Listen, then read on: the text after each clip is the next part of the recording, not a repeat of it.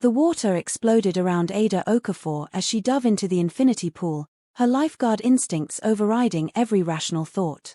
The man in the expensive white suit was sinking fast, his body limp and unresponsive. She wrapped her arm around his chest and kicked hard toward the surface, her powerful legs propelling them both upward. When they broke through, gasps and screams erupted from the crowd of wedding guests surrounding the pool. Ada dragged him to the edge with practiced efficiency, her heart hammering as she hoisted his substantial weight onto the polished stone deck. He wasn't breathing. She tilted his head back, checked his airway, and positioned her hands over his chest. 1, 2, 3, 4, she counted in Yoruba under her breath, the language of her childhood surfacing in moments of crisis. Okan, Meji, Meta, Merin. 30 compressions, then she sealed her mouth over his and breathed life into his lungs.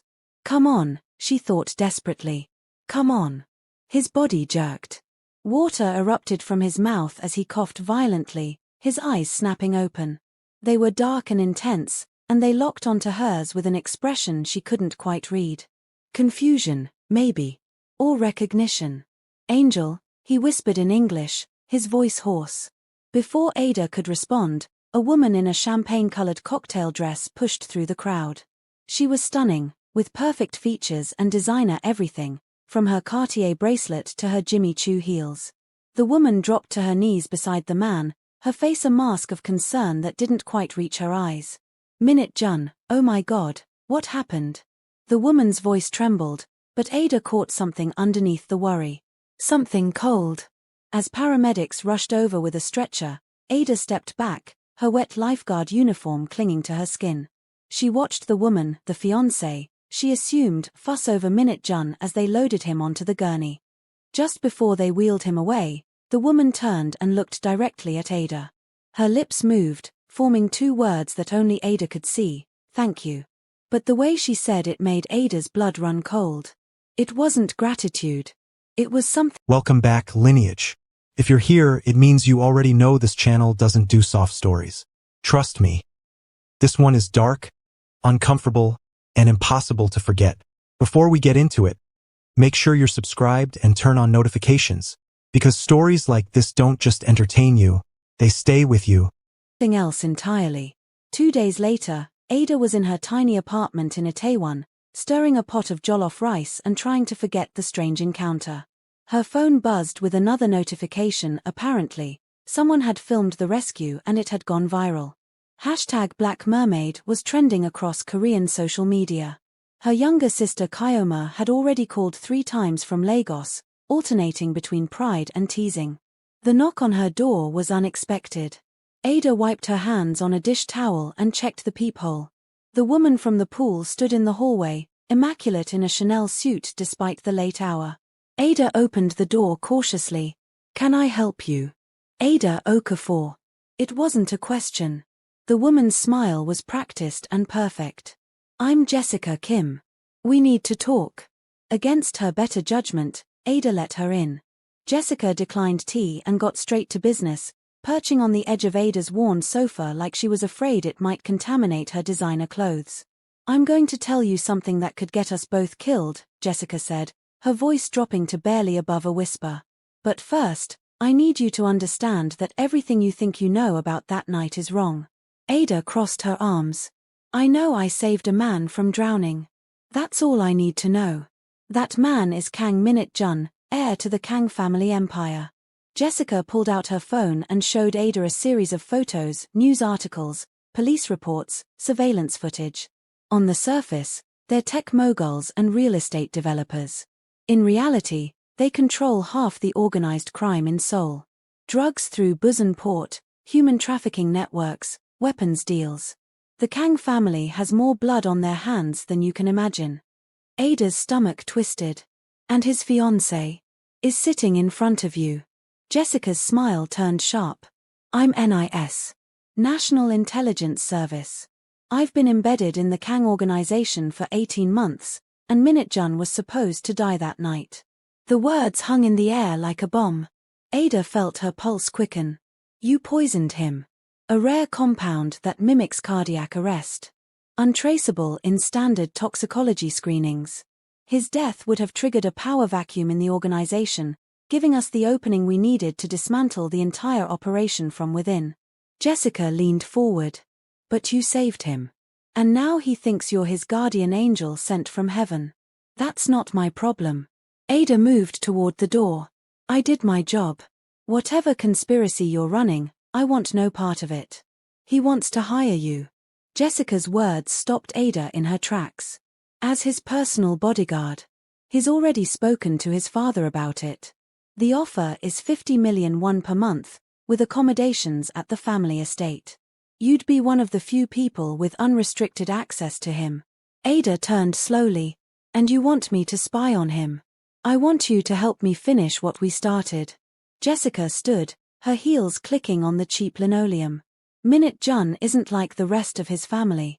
He's been trying to go legitimate for years, quietly moving money into legal businesses, cutting ties with the worst elements of the organization. But his father and uncle won't let him leave. They'll kill him before they let him destroy what they've built. Then save him. Your NAS. Arrest them all. It's not that simple. We need evidence that will stick, testimony that can't be bought or intimidated. And we need Min-Jun alive and willing to testify.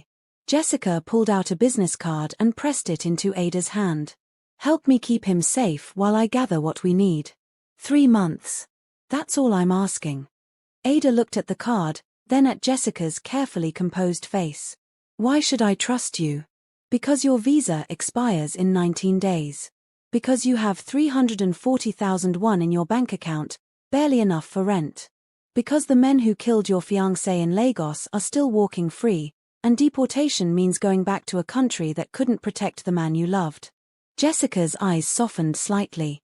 I know what it's like to lose someone to this kind of violence. That's why I do this job. Help me, and I'll give you 500 million won, permanent residency, and the chance to actually save someone this time. Not just from drowning, but from a life that's drowning him. Ada's hands trembled.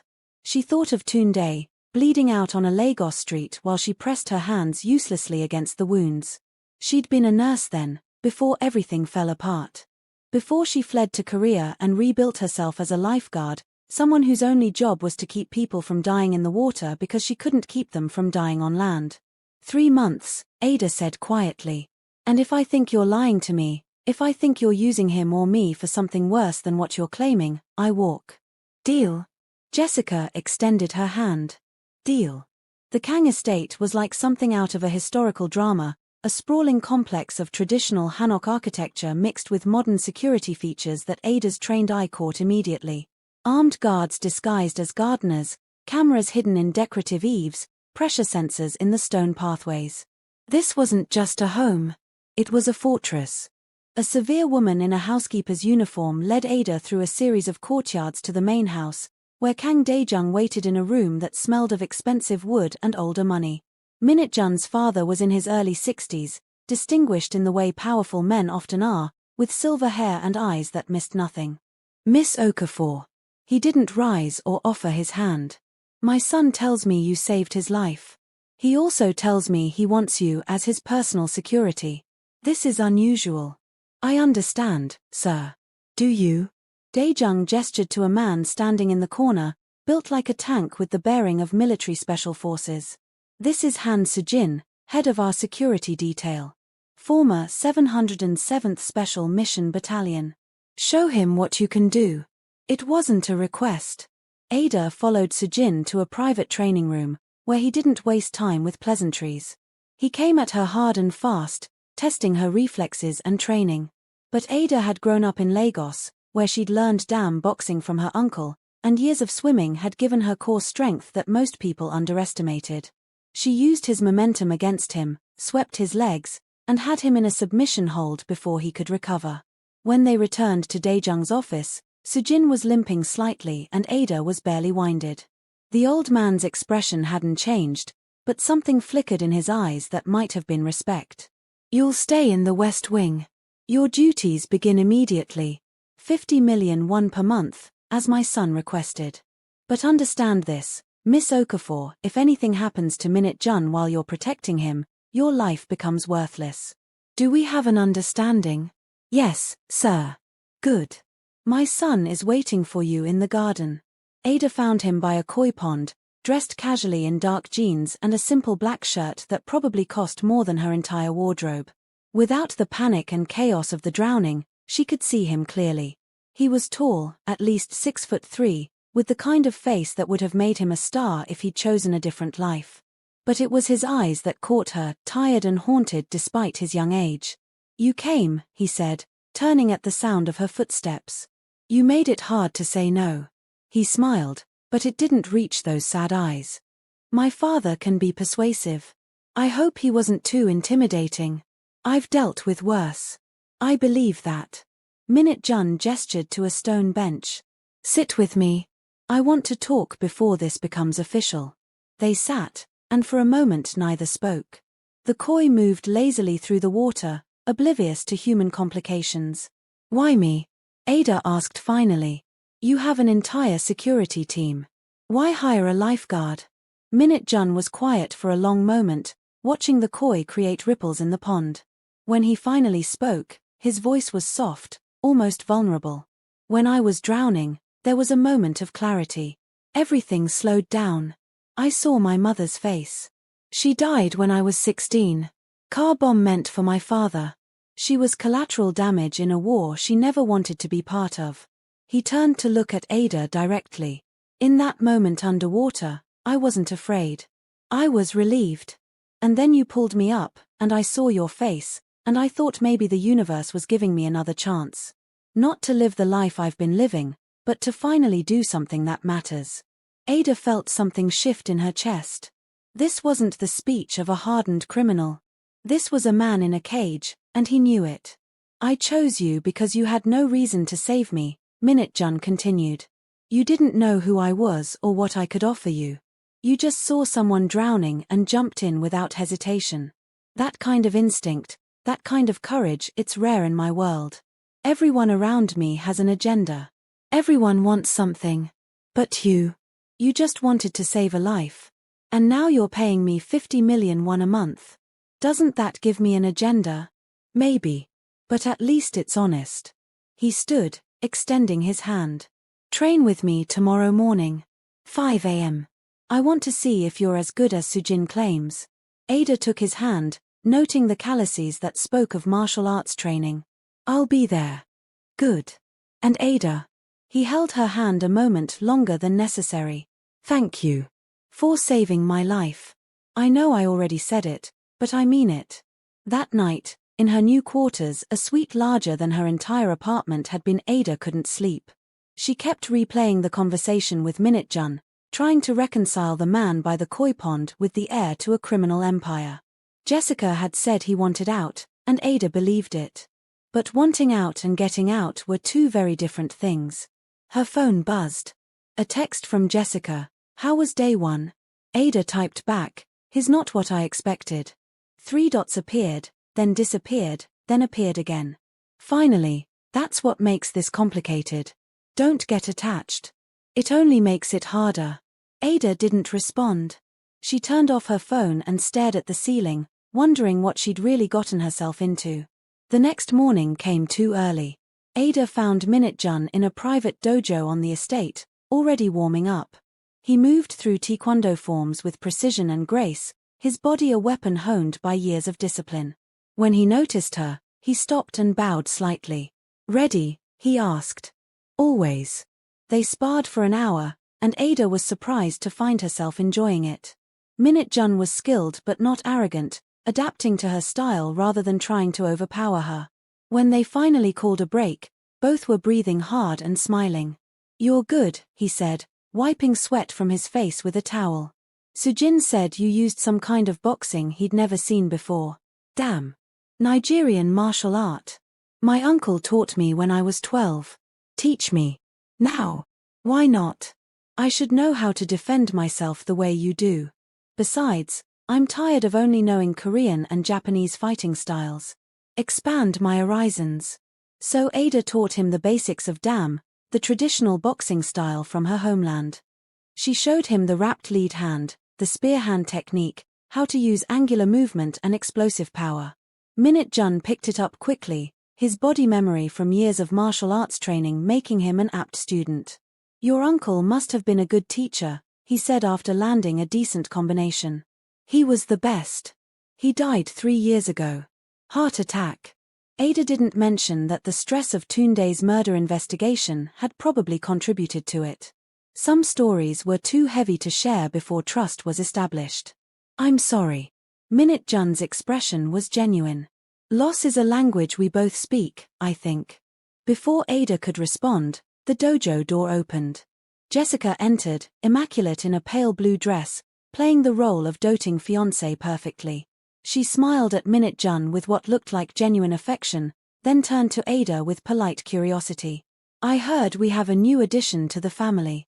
I wanted to introduce myself properly." She extended her hand. "Jessica Kim. You saved my fiancé's life. I can never thank you enough."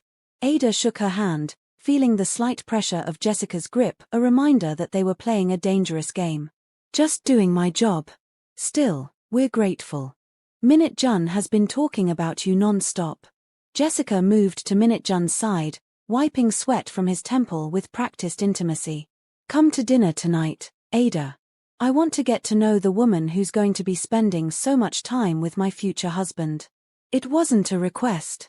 Dinner was an elaborate affair in the main dining hall, with Min-Jun's father Daejung at the head of the table and his uncle Kang Sung-ho to his right. Sung-ho was younger than his brother, maybe late 50s, with a warm smile that somehow made Ada more nervous than Daejung's cold stare. "Miss Okafor," Sung-ho said in perfect English. "My nephew tells me you're from Lagos. Beautiful city. I had business there once, years ago. The energy is incredible." "Thank you, sir. Please, call me uncle." "Everyone does." He raised his glass of wine. To new family members. "May you bring as much light to this house as you've already brought to my nephew's life." Everyone drank, but Ada noticed Jessica's hand tighten almost imperceptibly around her glass. Something passed between her and Sung-ho, a look Ada couldn't quite interpret. Recognition? Warning? The conversation flowed around her, business talk disguised as family chat, political maneuvering dressed up as concern for Min-Jun's well-being. Daejung asked pointed questions about Ada's background, her training, her family. She answered carefully, revealing just enough to seem honest while keeping the painful parts private. "Your father was a doctor?" Daejung asked. "Yes, sir. Cardiovascular surgeon. He died when I was 19. Medical mission in the Delta region. Complications. And your mother?" "Professor of literature at University of Lagos. She's still there, teaching Akib and Soyinka to students who'd rather be on their phones." That got a small smile from Min-Jun. "Sounds like she and my mother would have gotten along. She taught poetry before she married my father. Used to read Yoon Dongju to me before bed." The table went quiet. No one mentioned Min-Jun's mother casually. It was an unspoken rule, apparently. Daejung's expression darkened, and even Sung Acho's perpetual smile faltered. Jessica smoothly changed the subject. "Ada, you must miss Nigerian food. I'm sure Korean cuisine is lovely, but there's nothing like home cooking. Maybe you could teach our chef to make something from Lagos? I'd love to try authentic jollof rice." "I'd be happy to." After dinner, Min-Jun walked Ada back to her quarters. The night was cool and clear, stars visible despite Seoul's light pollution. "I'm sorry about mentioning my mother," he said quietly. "It makes everyone uncomfortable. You shouldn't have to apologize for remembering her. In this family, showing emotion is weakness. Sentiment is liability." He stopped walking, turning to face her. "That's why I need someone like you around. You remind me that there's a world outside these walls where people can be human. I'm not sure I'm as human as you think. I have my own walls. I know. I can see them." He smiled sadly. "But at least you built yours by choice. Mine were constructed by family legacy before I was even born." They reached her door. Min-Jun hesitated, as if wanting to say something more, but instead he just bowed slightly. "Good night, Ada. Thank you for being here." "Good night, Min-Jun." As she closed the door behind her, Ada leaned against it and exhaled slowly. This was getting complicated. Jessica was right, attachment made things harder.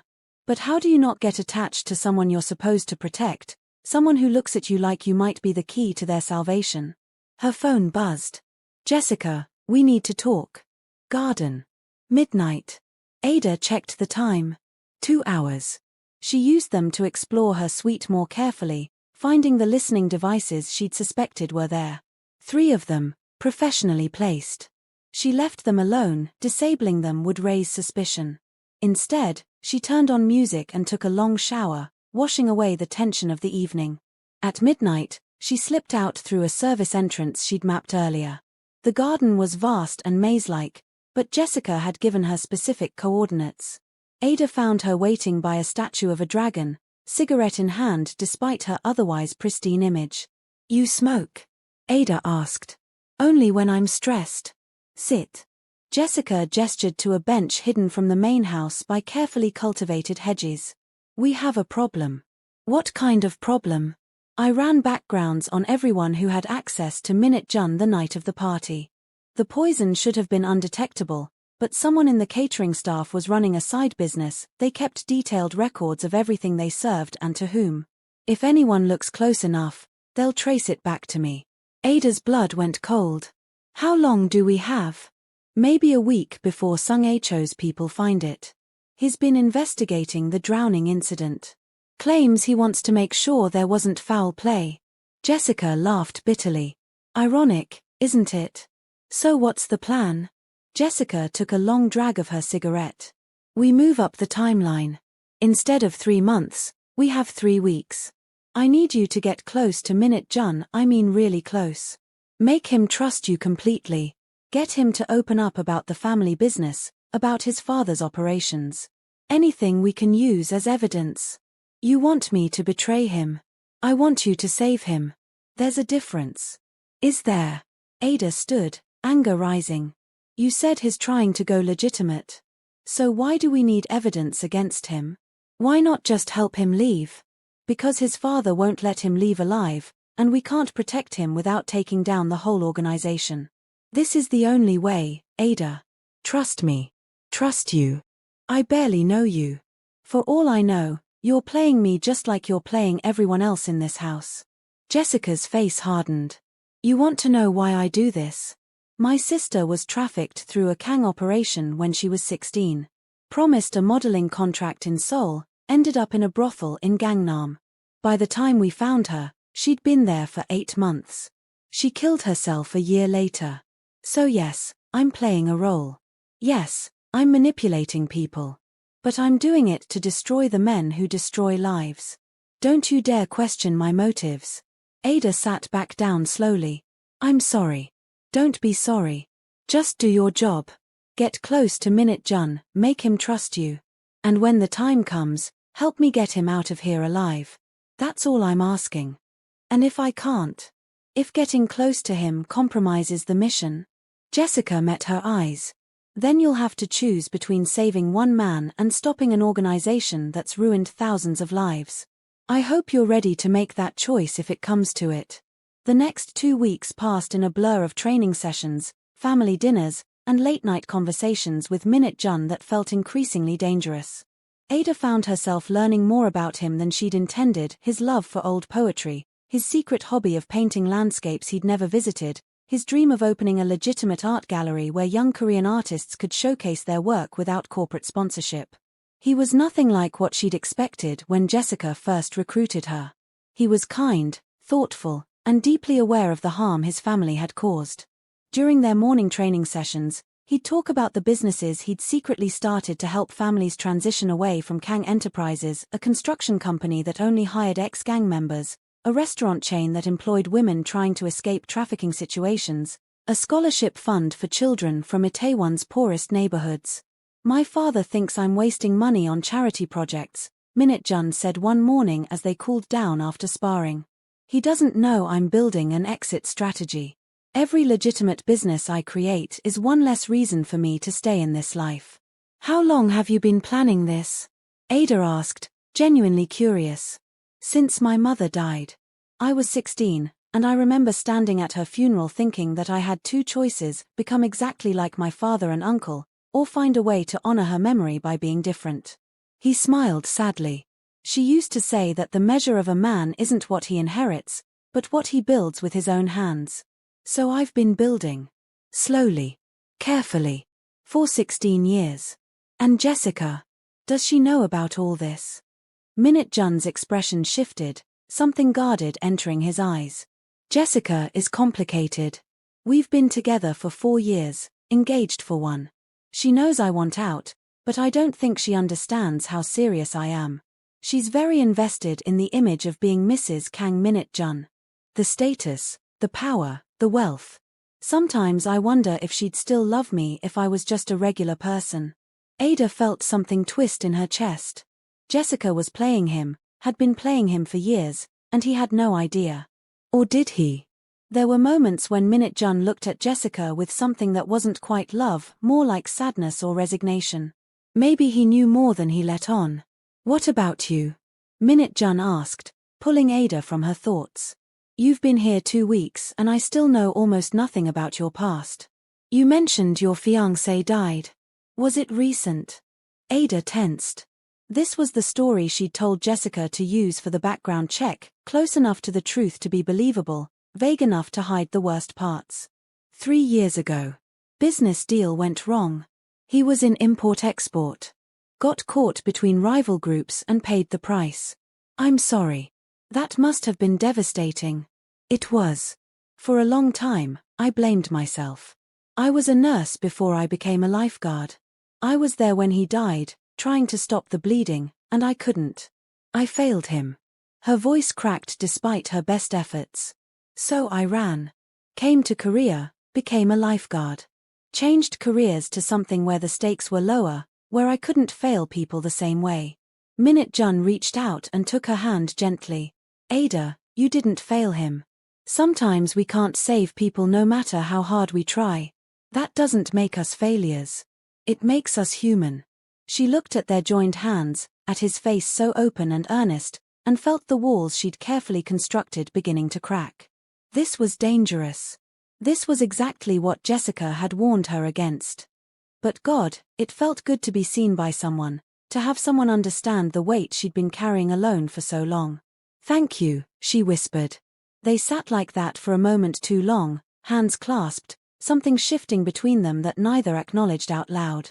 Then Min-Jun's phone buzzed, shattering the moment. He checked it and his expression darkened. I have to go. My father wants to see me. He stood but squeezed her hand once more before leaving. Same time tomorrow? Same time tomorrow. After he left, Ada sat alone in the dojo, trying to steady her breathing and her thoughts. She was in trouble. Deep trouble. Because somewhere between the sparring sessions and late-night conversations and shared vulnerabilities, she'd stopped seeing Min-Jun as an assignment and started seeing him as someone she genuinely cared about. Her phone buzzed. Jessica, progress report. How close are you? Ada stared at the message for a long time before typing. Close enough. His opening up about the business. Good. Push harder. We're running out of time. That night, Ada couldn't sleep. She kept replaying Jessica's words from the garden about having to choose between saving one man or stopping an organization. The utilitarian math was simple, one life versus thousands. But moral calculus never felt simple when you knew the name of the one person you'd be sacrificing.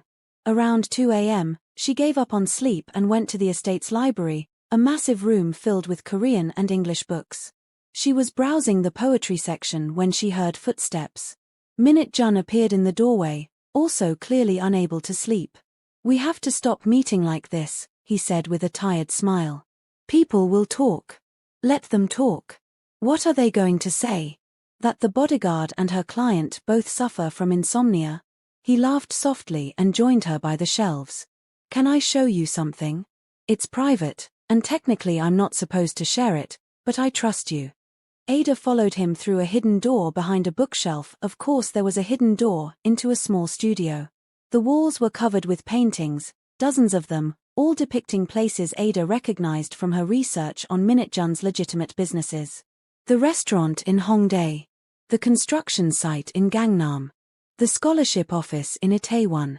But in his paintings, they glowed with hope and possibility, transformed from simple buildings into symbols of something better. This is incredible, Ada breathed, genuinely moved.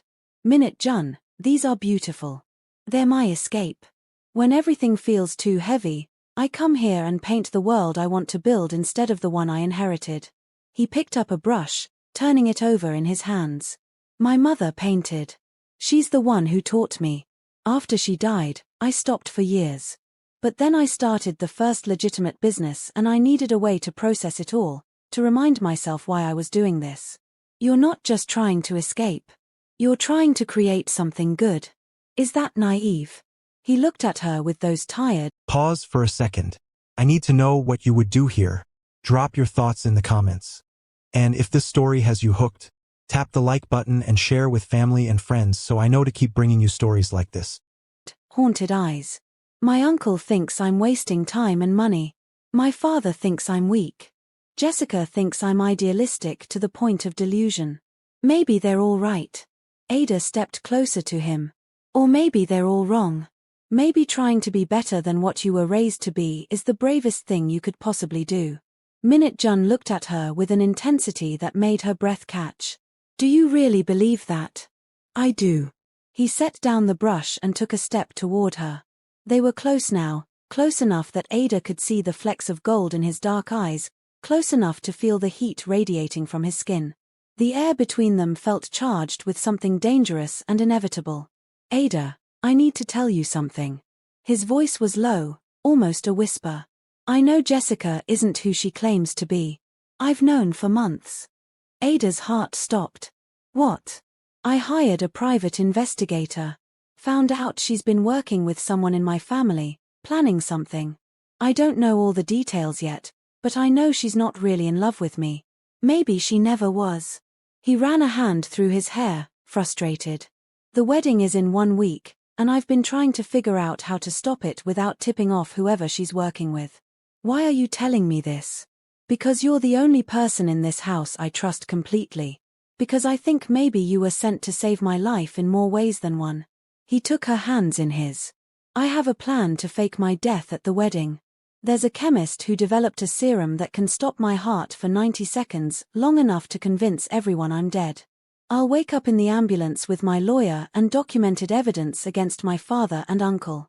Jessica and whoever she's working with will be arrested on the spot. Ada's mind was racing. That's insane. Probably. But it's the only way I can think of to get out of this alive and take down the organization at the same time. His grip on her hands tightened. I need your help. You'll be the one to inject me with the serum during the wedding. Everyone will think you're trying to save me after I collapse. Can you do that? This was it. The moment Jessica had been pushing toward, but coming from a completely different angle. Min-Jun was planning his own escape, had been planning it long before Ada arrived. But his plan involved trusting her completely, putting his life literally in her hands. Min-Jun, there's something I need to tell you. The door burst open. Jessica stood there, and the expression on her face was cold fury barely contained beneath a mask of concern. There you are. I've been looking everywhere for you, darling. We have wedding details to finalize.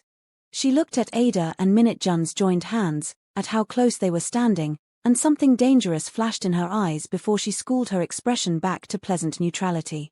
Ada, you're dismissed for the night. Min-Jun and I need privacy. Ada looked at Min-Jun, silently asking if he was okay. He nodded slightly, releasing her hands. Good night, Ada. We'll talk more tomorrow. Good night. As Ada left, she heard Jessica's voice drop to a hiss. What were you thinking, telling her about the investigation? Do you want to get us both killed? The door closed before Ada could hear Min-Jun's response. She hurried back to her quarters, her mind spinning with implications. Jessica had overheard at least part of their conversation. She knew that Min-Jun knew. Which meant everything was about to accelerate in ways none of them had planned. Her phone buzzed almost immediately. Jessica, emergency meeting. Garden. Now. This time when Ada arrived, Jessica wasn't alone. Kang Sung-ho stood beside her, and the warm, friendly uncle persona was completely gone. In its place was something cold and calculating that made Ada's instincts scream danger. "Miss Okafor," Sung-ho said pleasantly, though his eyes were hard. "Jessica tells me we have a problem. My nephew has been more forthcoming with you than is wise. That makes you a liability." Ada's hand moved instinctively toward the knife she kept strapped to her thigh, but 3 men stepped out from the shadows, Sung-Ho's personal security team. She was outnumbered and outgunned. "Don't be dramatic," Jessica said, though she wouldn't meet Ada's eyes. "We're all on the same side here. Uncle Sung-Ho has been helping me gather evidence against Daejung for months. He wants to take over the organization and clean it up, make it legitimate. But Min-Jun is a problem. He's too idealistic, too reckless. He'll expose everything before we're ready to move."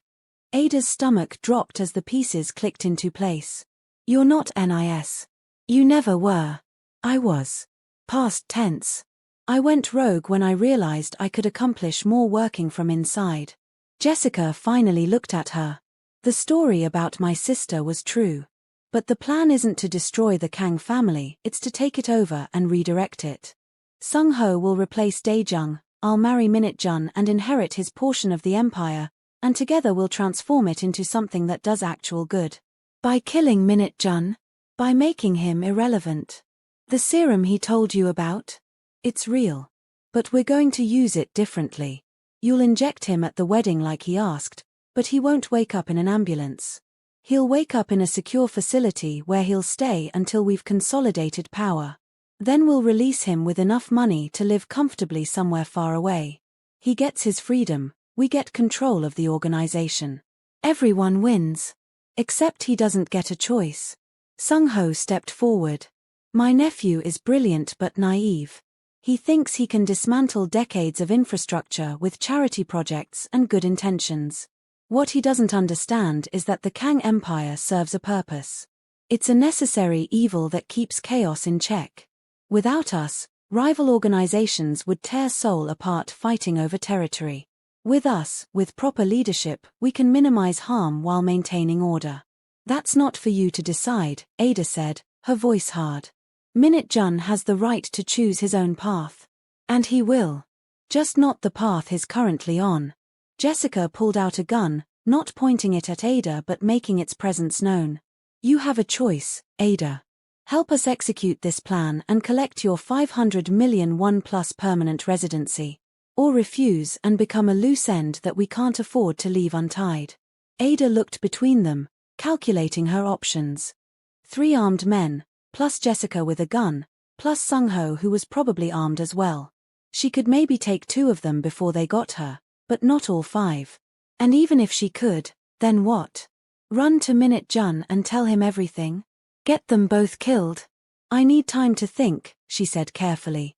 "You have until morning," Sung-Ho said. "The wedding is in 6 days. We need to know if you're with us or against us." They let her go, which told Ada everything she needed to know. They were confident she couldn't stop them, confident that her options were limited enough that she'd make the rational choice. And maybe they were right. Maybe the smart play was to take the money, help them execute their plan, and let Min-Jun live out his life in comfortable exile. But Ada hadn't jumped into that pool to save Min-Jun because it was smart. She'd done it because it was right. And everything in her screamed that what Jessica and Sung-Ho were planning was wrong, regardless of how they justified it. Back in her quarters, Ada paced like a caged animal, trying to think through impossible scenarios. She needed help, but who could she trust? Not the security team, they reported to Sung-Ho. Not Daejung, he'd probably kill Min-Jun himself if he knew about the escape plan. Not Jessica, obviously. Her phone buzzed with an incoming call from an unknown number. Against her better judgment, she answered. "Ada Okafor?" The voice was male, professional, speaking English with a slight accent. "This is Director Park, National Intelligence Service. We need to talk about Jessica Kim." Ada's blood ran cold. "How did you get this number?" "We've been monitoring Jessica Kim for the past 3 months. She went dark on us 18 months ago, and we've been trying to locate her ever since. Your presence in the Kang estate flagged our surveillance systems." Director Park's voice was calm, measured. I'm going to be direct with you, Miss Okafor. Jessica Kim is a rogue agent who has been feeding us false intelligence for over a year. Whatever she's told you is likely a manipulation designed to serve her own agenda. We believe she's planning something catastrophic at the upcoming wedding, and we need your help to stop it. Why should I trust you? For all I know, you're part of whatever game is being played here. Because I'm going to tell you something only a handful of people know. Kim Jessica's real name is Kim Yun-seo. Her sister wasn't trafficked by the Kang organization, she was recruited by it. She's currently alive and well, working as Sung Ho's chief financial officer under an assumed identity. The entire tragic backstory was fabricated to give Jessica's cover more emotional depth. Ada sat down heavily on her bed. You're saying her sister is alive? Alive and complicit. The Kim sisters have been running a long con to take over the Kang empire from the inside. Yun-seo handles the money, Jessica handles the heir. Together, they've embezzled approximately 2 billion won over the past 4 years, hidden in offshore accounts. When they make their move at the wedding, they're planning to kill both Daejung and Min-Jun, frame it as a rival gang attack, and let Sung-ho take over with the sisters as his silent partners. Why would Sung-ho agree to that? Because they have evidence of every crime he's ever committed. Insurance policy. If he betrays them, they destroy him. It's actually quite elegant, from a tactical perspective. Ada's mind was reeling. And you're telling me this because we need someone on the inside who can get close to Min-Jun and warn him. Someone he trusts.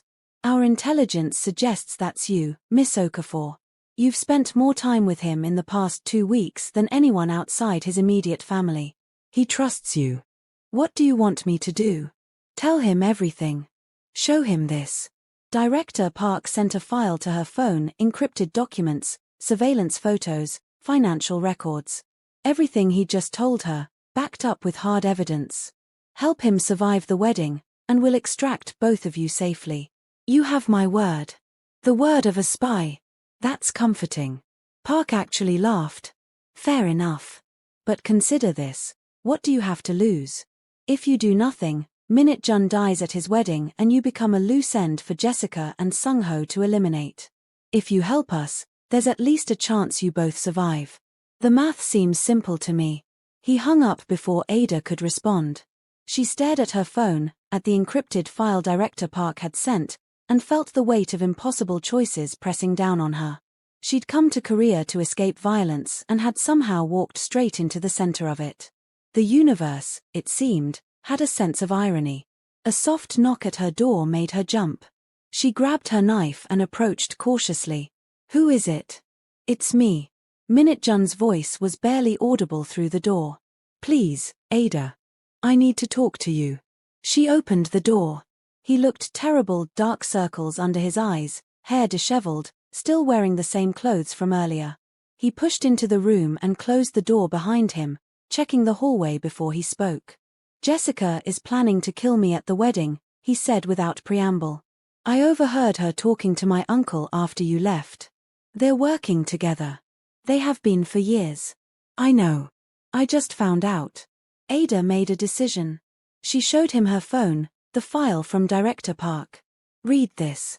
All of it. Min-Jun took the phone with shaking hands and sank onto her couch, reading through the documents. She watched his face as he processed each new betrayal, Jessica's lies, his uncle's conspiracy, the depth of the deception that had surrounded him for years. When he finally looked up, his eyes were wet. 4 years, he whispered. I loved her for 4 years. She met my mother before she died.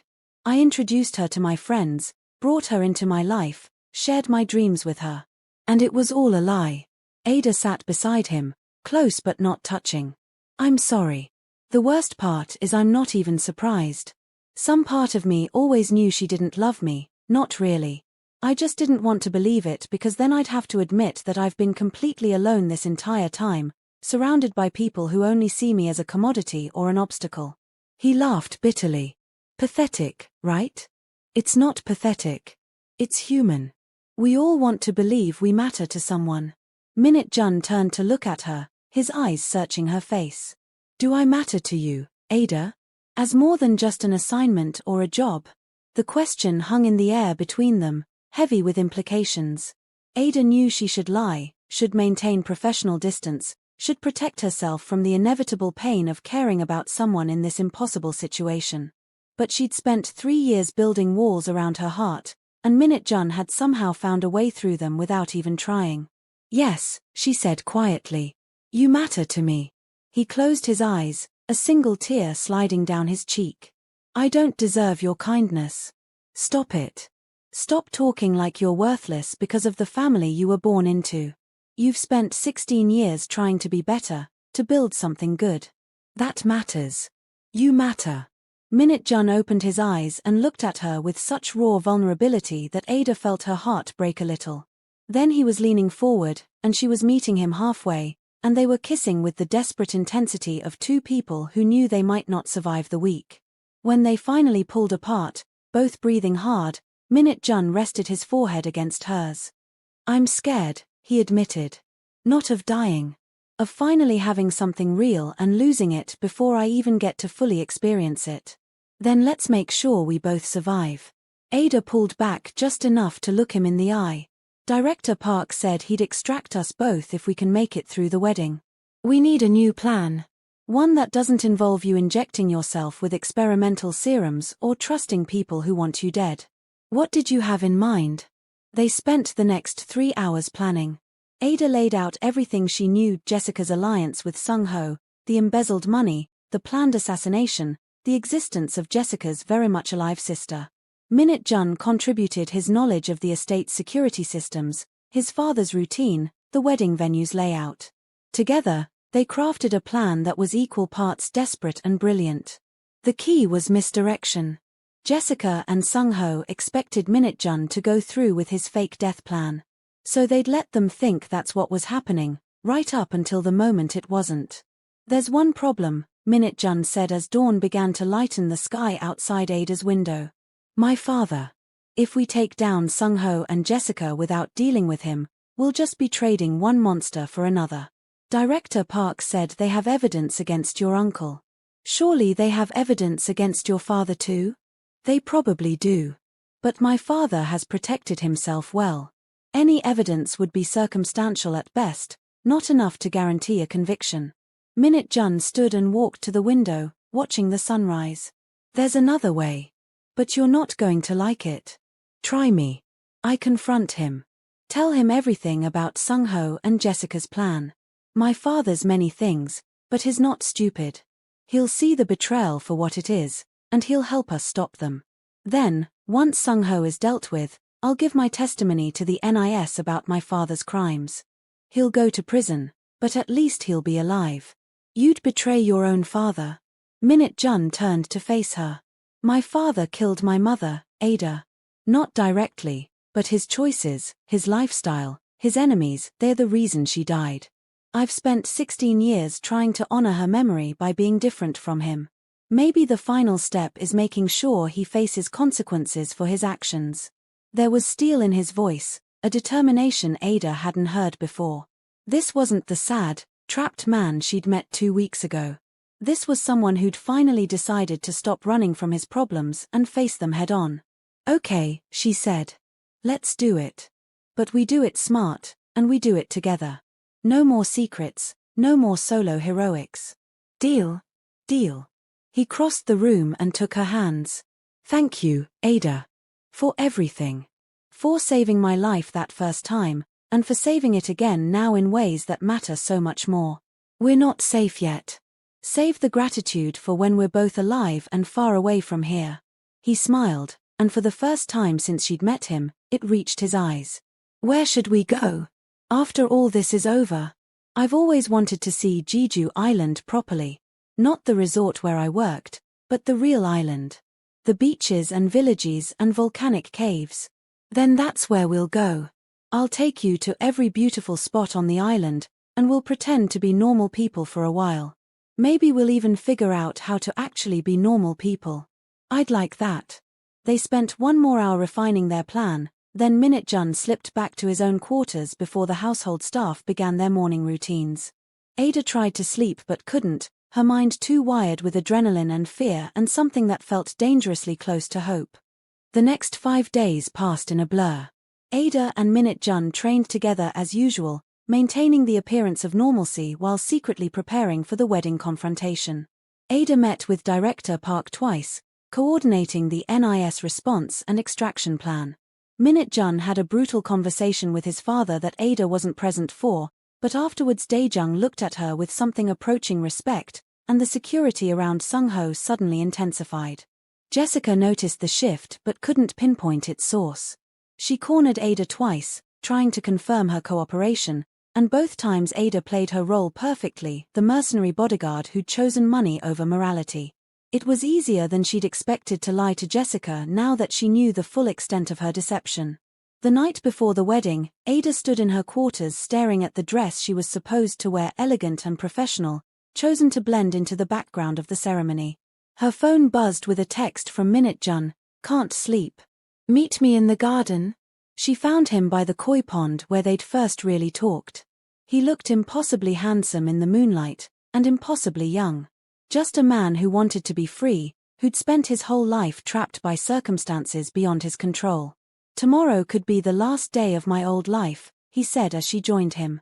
"I wanted to spend part of it with you." They sat in comfortable silence, watching the koi move through the dark water. After a while, Min-Jun spoke again. "If this goes wrong tomorrow, if something happens to me, I need you to know that these past 2 weeks have been the happiest I've been since my mother died.